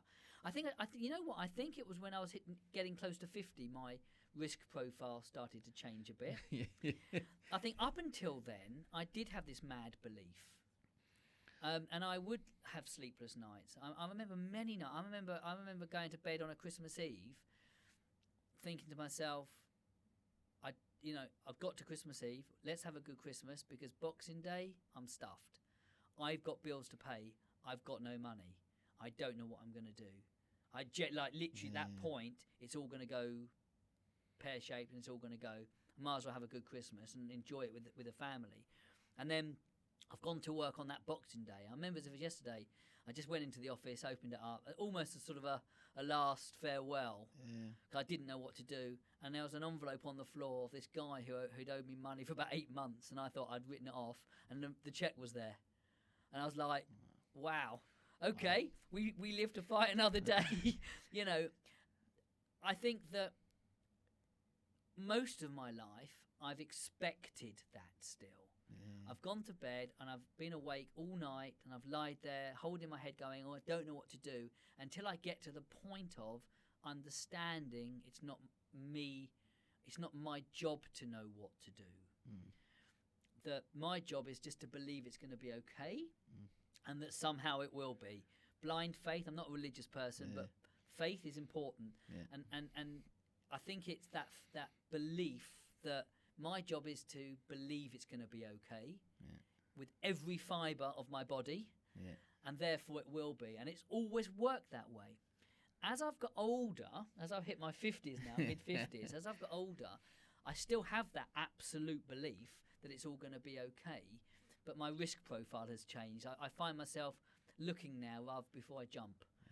But I think that's because we get to a point where our families are a bit older now, and we need to be there for them a bit more. It's all a little bit more important. And I guess we have only so many years of our business left. Not to say I'll ever stop working, but in what I'm doing. So I think your risk profile does change, but I haven't ever lost that feeling of it's not my job somehow to know how. It's just my job to believe it will happen. It's like that. It's like the Aladdin story, isn't it? You get the magic lamp and you rub the lamp, and the genie comes out, and the genie says, what's your wish? And you give the genie the wish. No, Aladdin doesn't doubt it's going to happen. You go. I mean, ridiculous. You go on Google, right? Go into Amazon, and you find that box you want to buy, that chair you want to buy, that computer you want to buy, the bike you want to buy, whatever. The moment you put in your credit card number, the moment you hit purchase and it says purchase, you don't for a second doubt it's going to come. I mean, not a second. You have absolute 100% belief it's going to turn up. Now, of course, the odd one it doesn't, but you're not there at that point. At that point, the moment you've hit purchase, you're 100% sure it's coming. I'm like that with everything I do. As in, the moment in my head I go, I'm gonna get there, or that's gonna happen, I kind of just put it aside. Then I go, well, I've ordered it. I've almost ordered it. And therefore, the fact that it hasn't happened yet, and the fact that I'm going to go into work and I don't know what I'm going to do, the other part of me goes, but you've already ordered what's coming, so it will be there when you need it. And I have to say, I've always had that, and it's always happened. And whether that's because I'm just a lucky person by birth, or whether because one believes so much that one then spots the signals when they're out there, when other people aren't spotting the signals, I don't know. Whatever the reason is, I think that unwavering belief that it's going to be okay has never left me. And somehow, it delivers. I definitely think the latter. think if you've got that, trying to keep that positive mindset, that self-belief, and that belief that things are going to be okay, you're not looking down your eyes. You're expecting it, and therefore you spot it. Yeah. And it's possibly not unfair. Again, how I say this without being offensive, possibly it's not unfair to think that everyone gets the same opportunities, maybe. Different opportunities, but everybody gets opportunities. And the difference between those who take them and the ones who don't are the ones who believe it's for them and spot them, therefore, and the ones who are told it's not for you and therefore have their head down and they miss them. But I think everyone gets opportunities in life the whole time. Some of us have been educated by our parents to see and to believe that it's for us. So we do. And the ones we're trying to help with the Starr Trust are the ones who think it's not for them. And all we're trying to do is lift their eyes up. So when the opportunity comes past, they see it, they believe it's for them, and they grab it. And I think that's all I've ever done. I haven't known any different. Brilliant. Absolutely brilliant. Well, look, we obviously we have to talk about the challenge that you have just finished, of course. Yeah. So 52 Olympic Triathlons in less than a year. Yeah. And let's go back and look at. There's many challenges you've done. English Channel. Yeah. Ironman. Yeah. How does this compare to those? Okay, I think if we break them down into singulars, a lot easier. Yeah. You've done Olympic Triathlon. Yeah. To say it's easy is not fair, right? You've done one. They're hard. But it's achievable. Totally achievable. Anyone could actually achieve it, really. Yeah. So in terms of the events themselves, they're nowhere near as hard as the Ironman, which is, I think, a crazy event to do. And that tested me in the Channel swim. I mean, 2 years of learning to swim, because I was a non-swimmer, and then having to do 7 and 8 hour pool swims twice a week, just backwards and forwards for 8 hours. I didn't have any of that on this. This was for the solo swim, wasn't it? Because you was going to do. Yeah. I'm keen to talk about that as well. The solo swim, because did you complete? You then ended up doing as a relay. Again, we talk about this journey all the time, don't we? Yeah. My plan was to leave England and get to France. Yeah. I was a non-swimmer, so I had to learn to swim in 18 months, pretty much, and swim the Channel. On top of that, I have Crohn's disease. None of this is an excuse, by the way, but I do have Crohn's disease. I've had it for 30 years. And what that means is I can't take in the nutrition I need to. I can't take the gels, the powders. I can't eat volume of any time. My weight just falls off me. And I have Crohn's episodes a lot, and they take all your energy away. So I had that going on at the same time, and I have arthritis. A few irrelevant, but I have a few bits and bobs. So I found that I was stepping up to the challenge, but my body couldn't do it. So the longest swim, I managed to get 8 hours into the swim. And then my coach pulled me out and said, you're literally going to die. You cannot, I didn't know where I was. I was swimming the wrong way because I'd got down at this point, my weight had dropped to just over 7.5 stone. And that's crazy. That's crazy because the weight was pouring off me because of the Crohn's. I just couldn't get the thing in. So we came back, and again, I shed my tears. I was doing this for the charity. I was doing this for Dad. Yeah. I was doing this to raise money, and I've let everyone down. Obviously nonsense. No one felt that, but that's how I felt. Yeah, sure. And after an hour or so of crying, what do you do? You say, you know what? We control the controllables, and we accept the uncontrollables. Well, the uncontrollable here is I have Crohn's disease. My weight won't allow me to swim 13 hours non-stop. I could do 8, barely. I can't do 13. And also, the uncontrollable is I've been swimming for 18 months. People who swim the Channel spend their whole life as swimmers. I'm not. I'm the exact opposite. I'm just some guy who used to splash in a pool. So I said, okay, that's the uncontrollable. What's the controllable? Well, I get some. I've over this 18 months, I've joined a swimming club. I've met some extremely good swimmers. Let's take them with me and let's do it as a relay. So that's what we did. We turned it into a relay, and I finished my challenge A to B. I got from England and we got to France, and it was a hard swim. It was gale force 5 or 6 the whole way. We were one of 6 relays went out that day. We were the only one who completed it. So it was a hard challenge still, but I found a way of doing it. And again, don't be so steadfast. Just go with the tide. If the tide says you can't go that way, don't go that way. And I had to just accept the uncontrollables and just control what I could in life.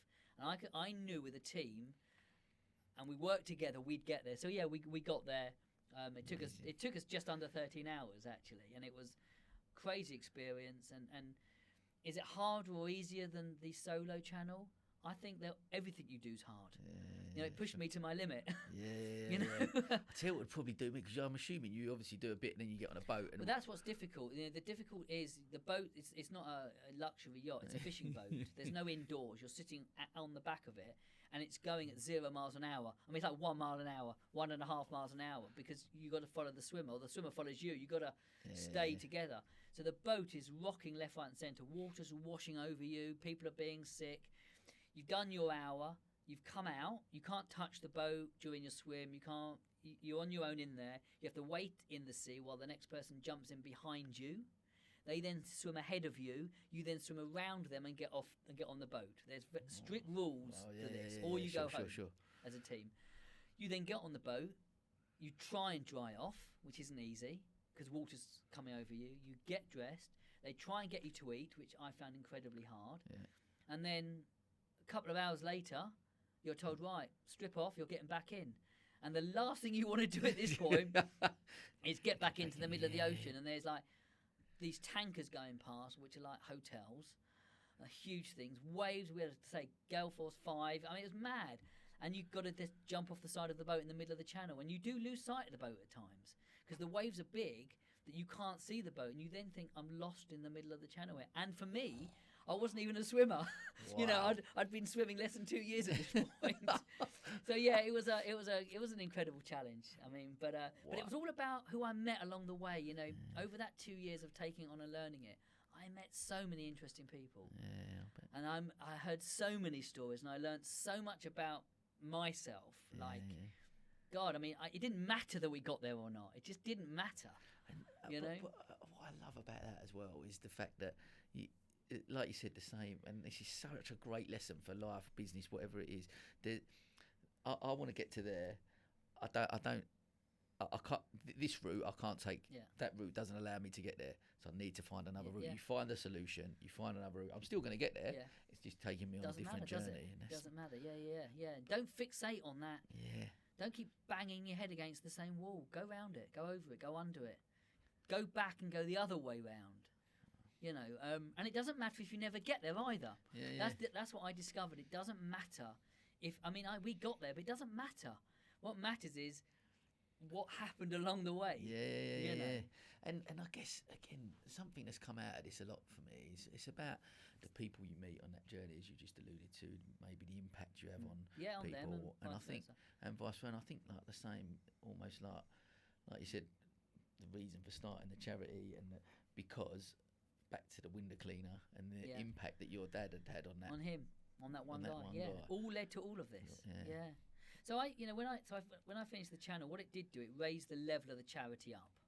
Sure. To go back to your question on the 52 challenge, the channel swim raised the charity up at the time, well above its weight, because people were saying, "Who's this idiot, lunatic?" He's not swum before. Yeah, never swum before. He's got these illnesses that make it that much harder. Trying to punch above his weight. What's he doing? And so people started to take notice of us, and I raised at the time just under £80,000 over the 2 years for the charity, which for us was astonishing. I cannot tell you, we were a new charity. I mean, we were going a couple of years at this point. So it did the job. Why did I take on this 52-52 challenge? Was for similar reasons. We'd had the pandemic. Our money was virtually gone in the charity. We were still trying to help. I needed to do something. I knew Tracy and Rosie would go out there and work their socks off, which they've done, and raise an amazing amount of money. But I needed to do my bit. I'm the chairman. I set it up. I can't watch people. I have to do my bit, right? And that's my job. So I needed to do something. And it was just at the time when one of our young stars, Nathan, needed help. He needed us to help him with a substantial amount of money to change from one sport to another. He has cerebral palsy, and it was very challenging going from one sport to another for him. And the Starr Trust didn't have the money, and the amount he needed was above our maximum grants. We give up to 5,000. He needed far more than that. So for me, it was, I guess, taking the challenge on, ticked a number of boxes. One, it meant outside of the charity, I wouldn't break the charity rules by giving him more. We could give him our maximum, then I would personally raise the balance, so I could get him where he needed to be. Just give him that chance. That's all. Yeah. What he does with it, it's down to him. But give him that chance. It ticked that important box. Hopefully, it would raise the money the charity needed for the next couple of years, or certainly the next year, to help more kids, and also raise our profile. And it definitely did both of those. And then the third tick, which is probably the biggest tick, which is us, isn't it? Yeah. What do I need? Yeah. And much as it was a tough challenge and a crazy one to take on, I've clearly, like you, got this need to push myself. Yeah. And it ticked that box. So from a very selfish point of view, it ticked a box. As to whether it was harder, so I've kind of skirted around that question. As an individual triathlon, no, it's not going to be as hard as the Ironman, which is, 8 times longer? Something like that. And certainly not as hard as the Channel Swim. What the two things that made this challenge difficult was that you don't get any rest between. So on the Channel Swim, I was training a lot. I mean, crazy amounts of training. Have to, 7-8 hours in the pool. The Ironman, you're out there on a Sunday morning at 4 a.m. doing a 6-hour, 7-hour bike ride, and then jumping off the bike, sticking on your shoes, and running a half a marathon just as a training day. Wow. Okay. But you could choose when not to do it. You could go, I'm too tired, my back's aching, my Crohn's is bad, my head isn't in it, it's raining, I'm tired, I'm not going to train this week, I'm just not going to bother. Yeah. And I could do that on all of those events. This event, I didn't have that luxury. I didn't have any, and I don't know any athlete who doesn't have rest days. Yeah. I mean, any athlete would tell you you've got to have rest days. Yeah. I couldn't do it on this because I'd committed to doing one Olympic triathlon every week for 52 weeks. I then decided to bring it forward a month because I didn't want to have to swim in the sea in December. I swim in the sea, but I couldn't do the distance in the sea in December. So I ended up having to do 52 triathlons in 48 weeks, taking into account family holidays, all that stuff. Taking into account the fact that my Crohn's might be so bad, as we said, I just couldn't. It wasn't the fact that I didn't want to. I literally, my weight dropped. I was unwell. I couldn't. My back would go because it's too much exercise, too much work. I had no choice at any point of saying I'm going to take 2 weeks off. Otherwise, I'd get behind. And I wouldn't have enough time to make it up. So, from a point of view of the challenge being harder, physically, it meant for the year I haven't had a break. I've trained Monday, Tuesday, Wednesday and Thursday to keep myself moving. Done the event on Friday. I have Saturday off, and then I start training on Sunday lightly, and then back to Monday. Train Monday to Thursday, do the event, Saturday off, start Sunday. So for the whole year, even when my Crohn's has been bad, even when my back's been bad, I've had to get on the bike, go in the sea, do a run. That's been physically challenging, but it's okay. I've got through it. The hardest bit has been the mental side of it. I was just going to say, And that's and I've chatted to you over the year. We've chatted a lot about this. And there's been times when I've woken up in the morning and I have had a bad night with my Crohn's, and I don't even want to get out of bed, and it's pitch black. It's 5 a.m, and the reason I would go early on a Friday was because I've got a job to do. I've still got to go to work, so I still need to be at work by 9, 10 o'clock. So the only way I could do the challenge, which was on average 3.5 hours, was to start at 5:30 in the morning. So at 5 a.m, I'm up. It's raining outside. It's pitch black. It's cold now, and my Crohn's has been bad in the night. I've got a busy work day ahead. The very last thing I want to do is an Olympic triathlon.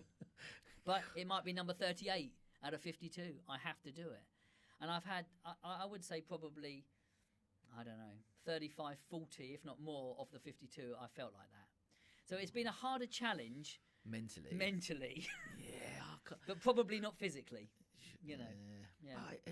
Like you say, it's been great messages and you've been a bit of I've kind of leaned on you a lot with it, whinging at you. I don't want to do it today. And you've been not great at all, but it's dragging been me along it.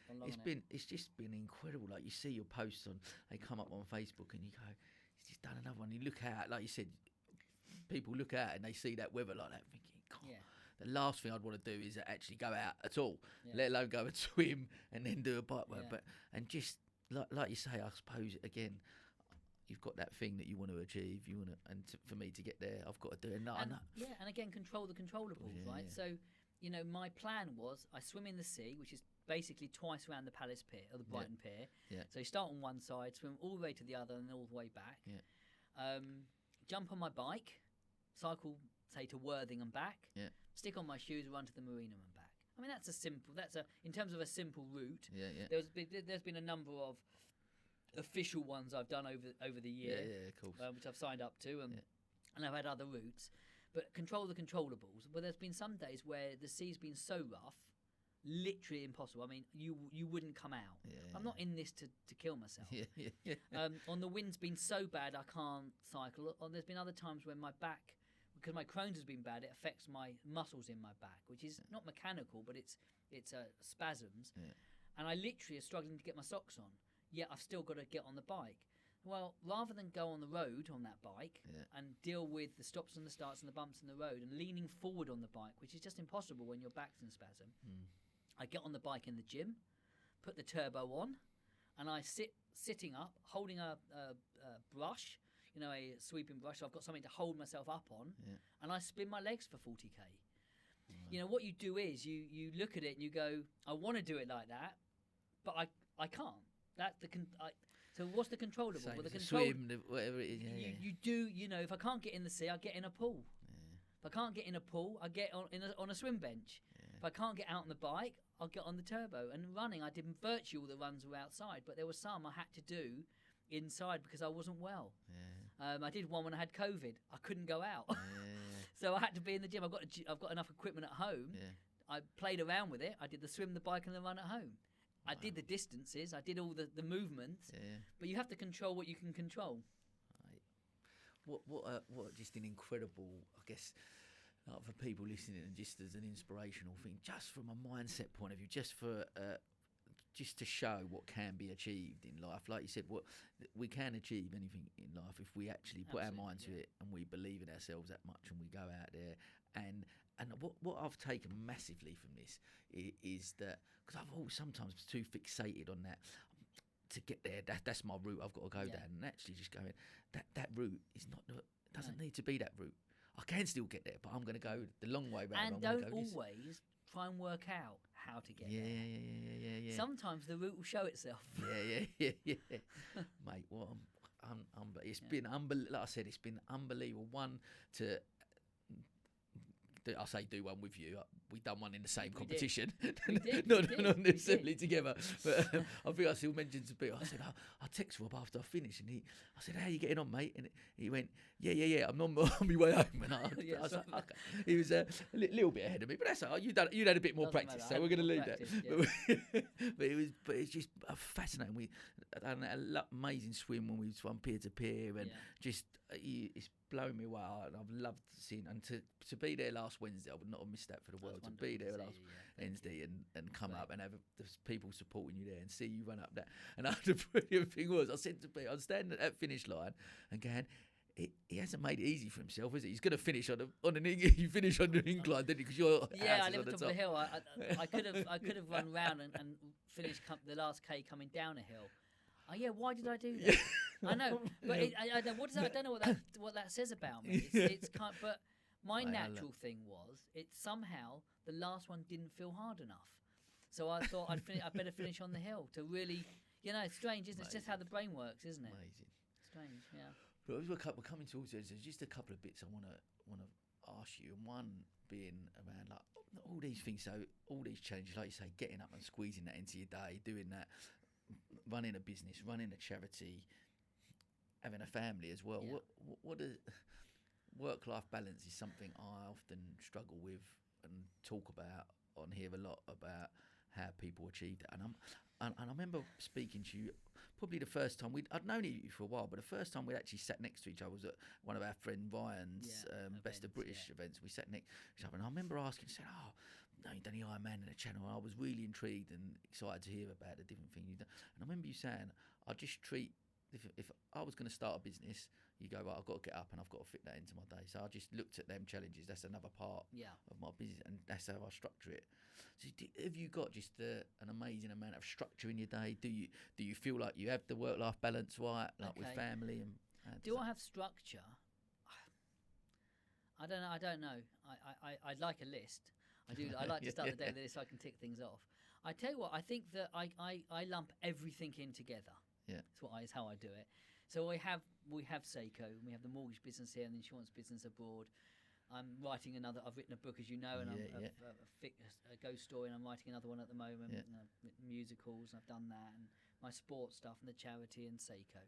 But I don't look at it, and my family life. I don't look at it as I'm now going to spend an hour on Seiko. I'm now going to spend an hour writing. I'm now going to spend an hour on the charity. I now need to spend an hour here. I don't do any of that. I literally look at what's on my list, and I start at A and I work my way through. Sometimes I get to C and I go, I just can't face doing C today. It needs writing a report. I don't have the energy. So that becomes Z.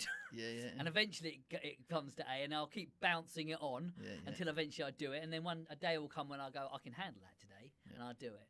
But I get up and I just go to work. And work and play are kind of the same thing, because I enjoy everything I do. I enjoy my business. I love the people I work with. My staff are wonderful.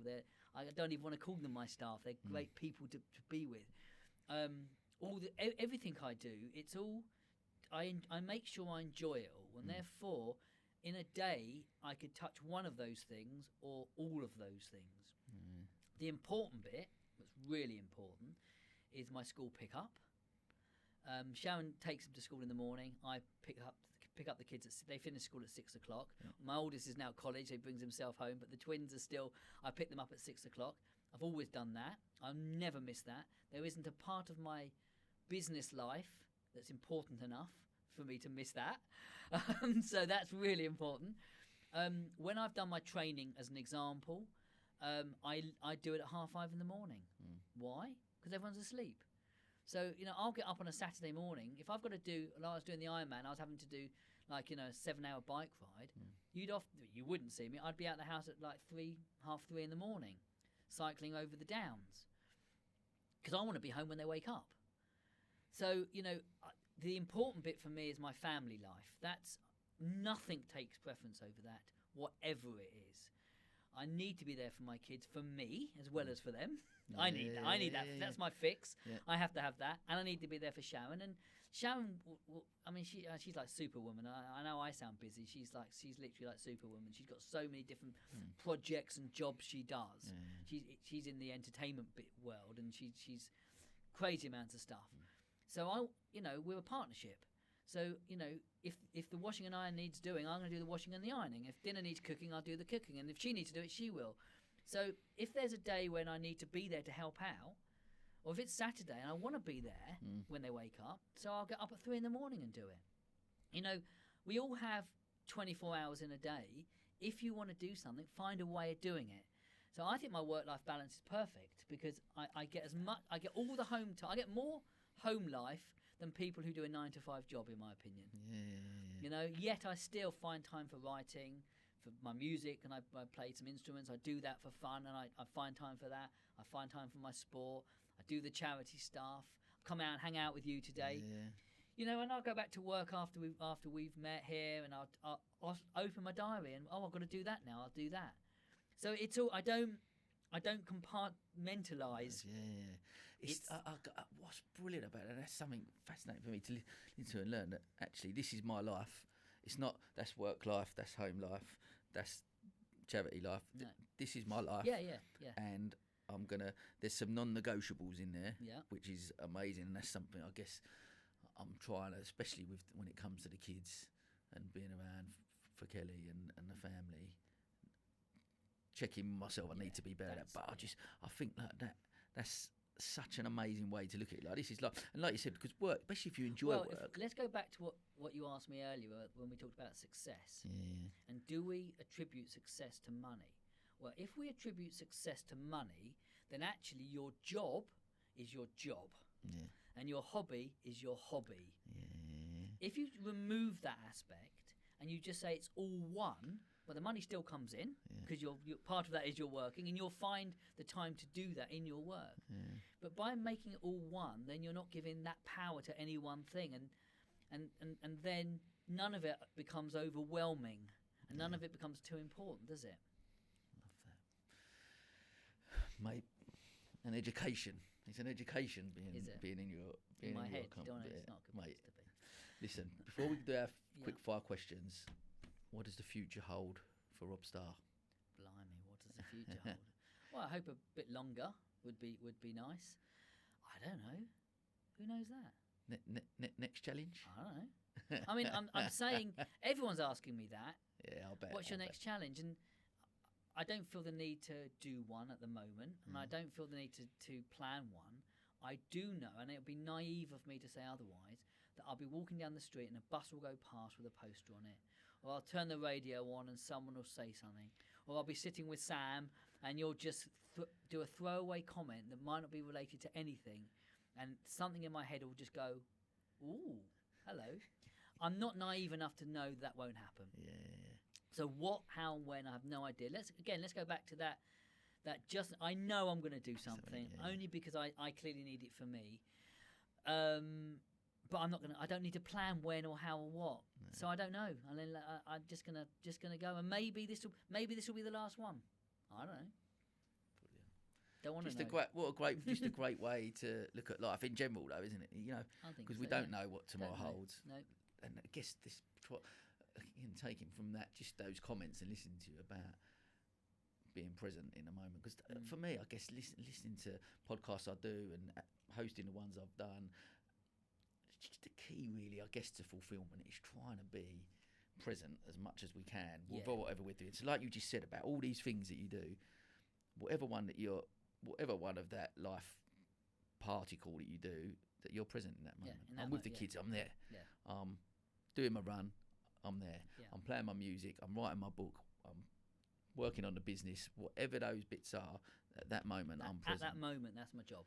Yeah. That. It's got to be where fulfillment and maybe that is the definition of success. Maybe I've made it after all. Yeah. That is it. We've nailed it. We've nailed it. We got there. End of series 3, and we've nailed the perfect definition for success. Mate, listen, we're going to finish with our quick fire questions. Okay. I'm going to chuck these at you. Right. One piece of advice you give to your 18-year-old self. This is quick fire. Just don't worry. You know what? I was too young to understand that it's such a wasteful thing. Mark Twain, best quote, Mark Twain quote.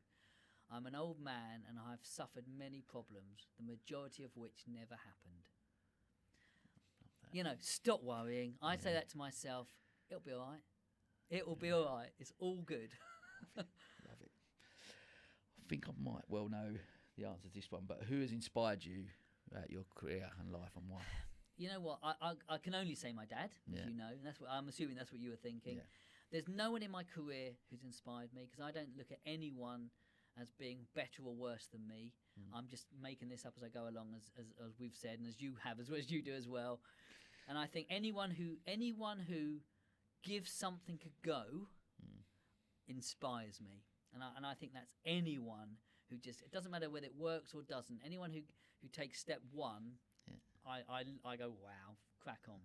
Amazing. Love it. Can you recommend a book or podcast to our listeners that you've had that's had an impact on you? A Sam Thomas podcast. Every Sam Thomas podcast. Obviously. Too kind. Book. I finished a book recently called, I can't remember who wrote it. It's called Never Split the Difference. Never Split the Difference. It's written by a guy who was the top hostage negotiator for the FBI. Wow. And this book, I've just gone, oh my God, if I'd have read this book when I'd first started Seiko, I would have won every account. It's brilliant. This book's like the education for me of listening. Yeah. Listening.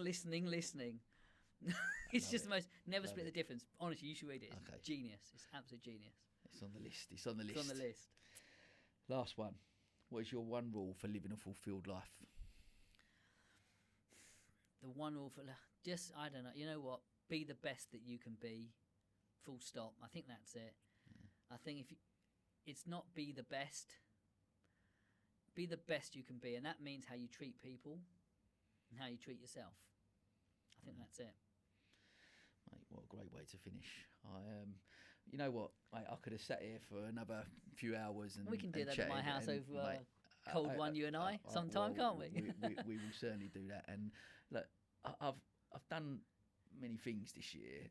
You've done different loads bits this and year. pieces. My God, you've done how many challenges did you do? A few.